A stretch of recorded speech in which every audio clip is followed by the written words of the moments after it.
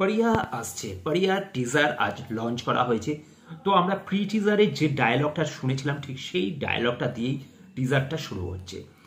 এখানে আমরা দেখতে পাচ্ছি যে দেশীয় কুকুর যাদের এখন সেইভাবে ভ্যালু দেয় না মানুষজন, সাধারণত বিদেশি কুকুরের যে রমরমা বাজার সেই জায়গা থেকে দাঁড়িয়ে একটা পুরো অন্য ধরনের ইউনিক একটা কনসেপ্ট নিয়ে আসছে তথাগত মুখার্জি।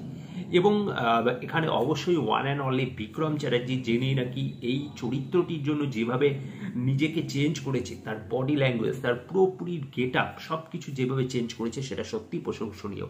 এবং আমাদের সাধারণত এই ধরনের বাংলাতে মাস মাসাল্লা ছবি হয় না, খুব কম হয়। এবং আমরা সাউথের ক্ষেত্রে দেখি মালায়ালাম ইন্ডাস্ট্রি বলো বা কন্নড় ইন্ডাস্ট্রি, সেখানে কিন্তু নানান রকম এক্সপেরিমেন্ট, বা আমরা যদি তামিল মুভিতেও দেখি ধনুষ যে টাইপের ক্যারেক্টারগুলো করে তার মধ্যে যেরকম মাস মশালাও থাকে তেমনি কিন্তু কনসেপ্টটাও ইউনিক হয়। বাংলাতে সেরকম ধরনের কাজ হাতে গুনে হয়তো কিছু হবে, কিন্তু ওই একটা হয় আর্ট, না হয় কমার্শিয়াল পুরোপুরি, তো একটা ডিফারেন্ট ভাগ হয়ে যায়। কিন্তু এইখানে এই ছবির টিজারটা দেখার পর মনে হচ্ছে যে এই ছবিটা কিন্তু যেরকম ইউনিক একটা কনসেপ্টের বেসিসে একটা মাস মশালা ছবি হতে চলেছে। এবং তথাগত মুখার্জির ছবির ক্ষেত্রে আমরা জানি যে তার পিকচারাইজেশন কিন্তু খুব ভালো হয়, একদম নিখুঁত ফটোগ্রাফি যাকে বলে সেরকমভাবেই তার প্রতিটা শটকে তোলা হয়। এবং এখানেও আমরা টিজারে যে শটগুলো দেখতে পাচ্ছি সেইগুলোর মধ্যেও কিন্তু সেই অভিনবত্বের ছোঁয়াটা রয়েছে। যেরকম একটা জায়গা রয়েছে যেখানে নাকি জানলা দিয়ে বিক্রম দাঁড়িয়ে রয়েছে এবং তার ব্যাক সাইড থেকে ক্যামেরাটা ধরা হচ্ছে এবং জানলার ওপারে সব মানে গাছপালা, একটা নেচারকে তুলে ধরা হয়েছে, তো দারুণ লাগছে দেখতে।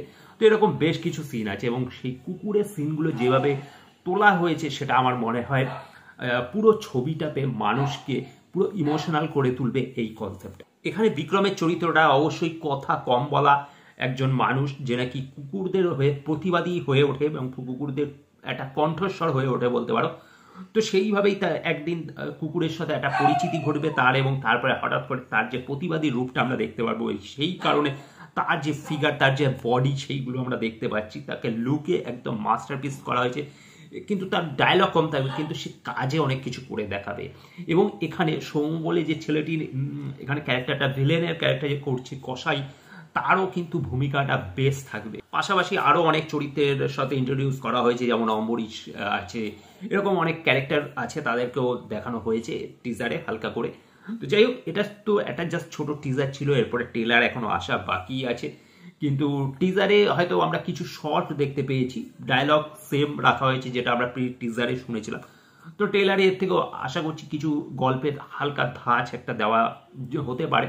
তবে এখানে স্পেশালি ব্যাকগ্রাউন্ড মিউজিকের পাশাপাশি এর যে পিকচারাইজেশন বা ভিডিওগ্রাফিটা আমার বেশ ভালো লেগেছে, এবং বিক্রমকে এখানে তার যে লুকটা সেটাও অসাধারণ লাগছে। এবং অ্যাকশন সিকোয়েন্সগুলো অবশ্যই একটু অন্য স্টাইলে করা হবে আই থিঙ্ক, আশা করা যায়। তো সব মিলিয়ে কিন্তু এই ছবিটা এই বছরের একটা বেশ ভালো ছবি হতে পারে। এবং সব থেকে বড় কথা যে এটা যে টাইমে রিলিজ করছে, অর্থাৎ ফেব্রুয়ারি 24 তারিখ যতদূর সম্ভব 2024-এর ফেব্রুয়ারিতে রিলিজ করছে, যে সময় হয়তো সেই রকম আর কোনো বড় ছবি নেই। তো এই ছবিটা কিন্তু বাংলা কমার্শিয়াল ছবির ক্ষেত্রে একটা ইউএসপি হতে পারে বলে আমার মনে হয়। তো যাই হোক, 2024-এ আরও অনেক কমার্শিয়াল ছবি আছে, কিন্তু এইটা যে সময় রিলিজ করছে সেই সময় যেহেতু আর বড় কোনো ছবি নেই, তাই এই ছবিটা কিন্তু আলাদা একটা জায়গা তৈরি করতে পারে বলে আমার মনে হয়। তো দেখা যাক কতটা কি হয়। তো যাই হোক, এটাই ছিল আজকের ভিডিও। ভালো লাগলে লাইক শেয়ার করে দেবে, চ্যানেলটা সাবস্ক্রাইব করে সাথে থাকবে। Thank you.